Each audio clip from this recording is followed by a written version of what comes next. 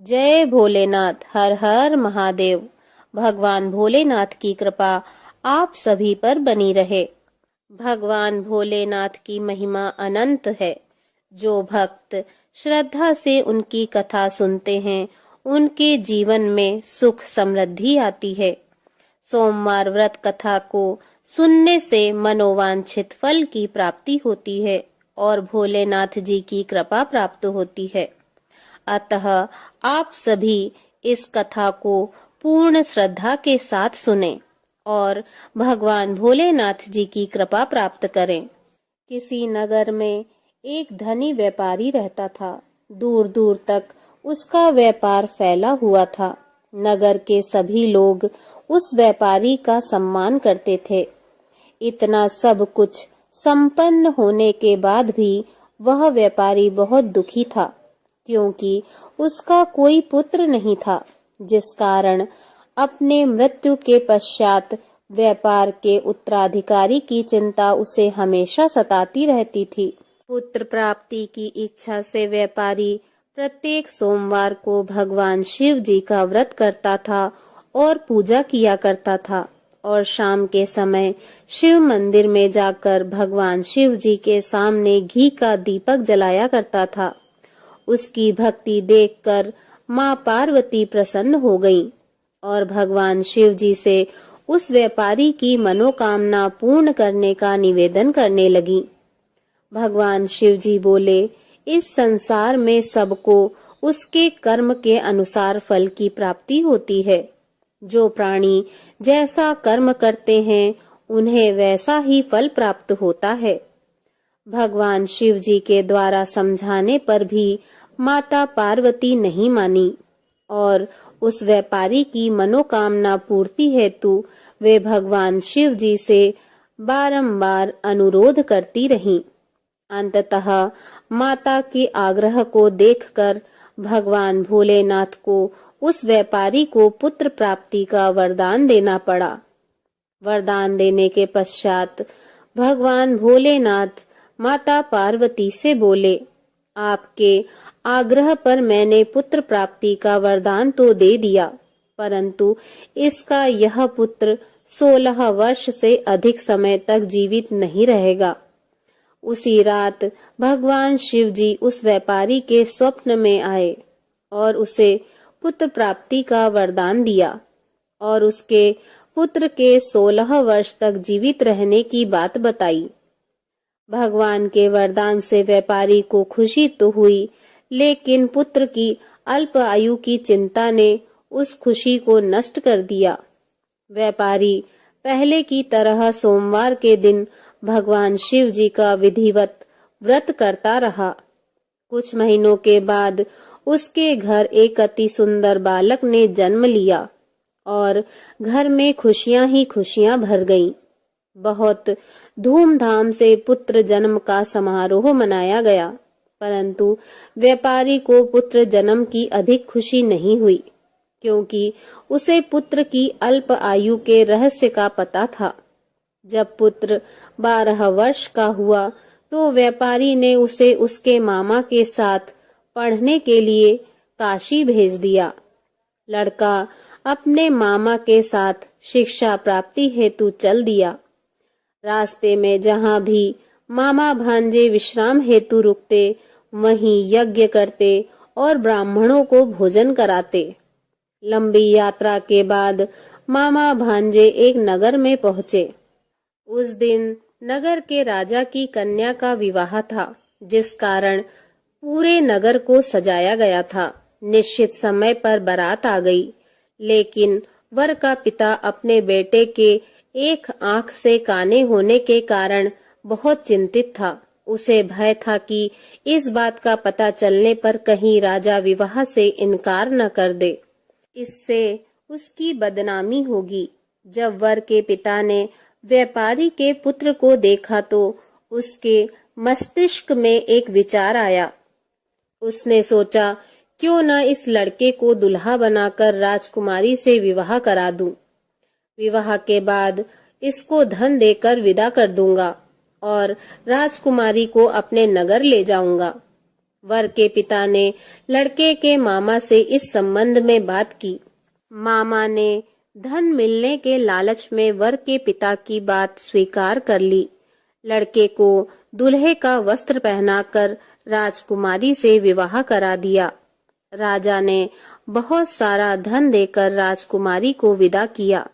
शादी के बाद लड़का जब राजकुमारी के साथ लौट रहा था तो वह सच नहीं छिपा सका और उसने राजकुमारी की ओढ़नी पर लिख दिया, राजकुमारी, तुम्हारा विवाह मेरे साथ हुआ था।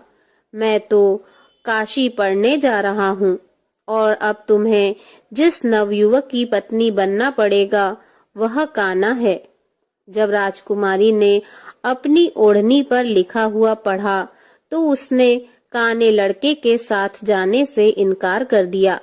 राजा को जब ये सब बातें पता लगी तो उसने राजकुमारी को महल में ही रख लिया। उधर लड़का अपने मामा के साथ काशी पहुंच गया और गुरुकुल में पढ़ना शुरू कर दिया।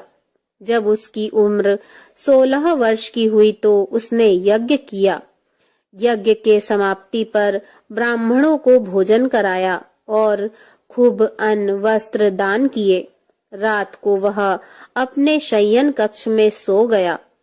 भगवान शिव के वरदान के अनुसार शयन अवस्था में ही उसके प्राण पखेरु उड़ गए। सूर्योदय पर मामा मृत भांजे को देखकर रोने पिटने लगा। आसपास के लोग भी एकत्र होकर दुख प्रकट करने लगे। लड़के के मामा के रोने विलाप करने के स्वर समीप से गुजरते हुए भगवान शिव और माता पार्वती जी ने भी सुने। माता पार्वती जी ने भगवान से कहा, हे प्राणनाथ, मुझे इसके रोने के स्वर सहन नहीं हो रहे हैं। आप इस व्यक्ति के कष्ट को अवश्य दूर करें। भगवान शिव जी ने माता पार्वती के साथ अदृश्य रूप से समीप जाकर देखा तो भोलेनाथ माता पार्वती से बोले, यह तो उसी व्यापारी का पुत्र है जिसे मैंने 16 वर्ष की आयु का वरदान दिया था। इसकी आयु पूरी हो गई है। माता पार्वती ने फिर भगवान शिव जी से निवेदन कर उस बालक को जीवन देने का आग्रह किया। माता पार्वती के आग्रह पर भगवान शिव जी ने उस लड़के को जीवित होने का वरदान दिया और कुछ ही पल में वह जीवित होकर उठ बैठा।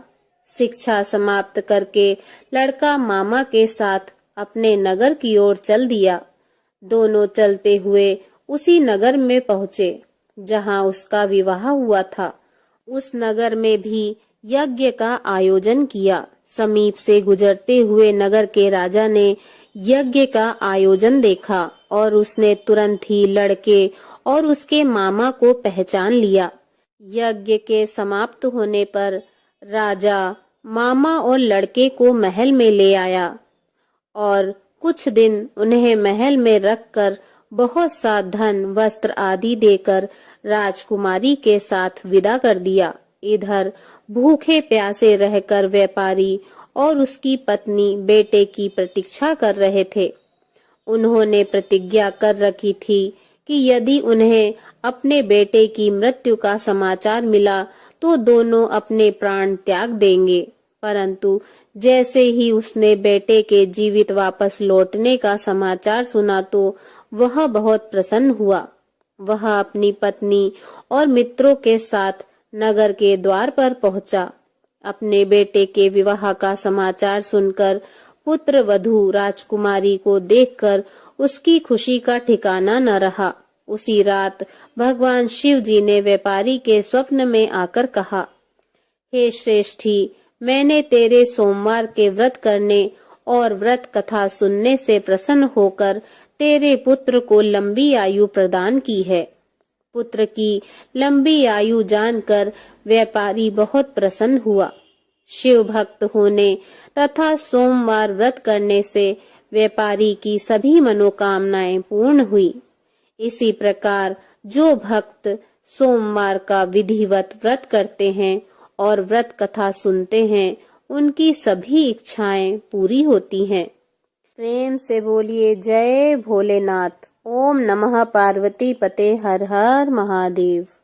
ओम जय शिव ओमकारा, प्रभु हर शिव ओमकारा, ब्रह्मा विष्णु सदा शिव, ब्रह्मा विष्णु सदा शिव, अर्धांगी धारा। ओम जय शिव ओमकारा, एकानन चतुरानन पंचानन राजे, स्वामी पंचानन राजे, हंसासन गरुणासन, हंसासन गरुणासन, वृषवाहन साजे।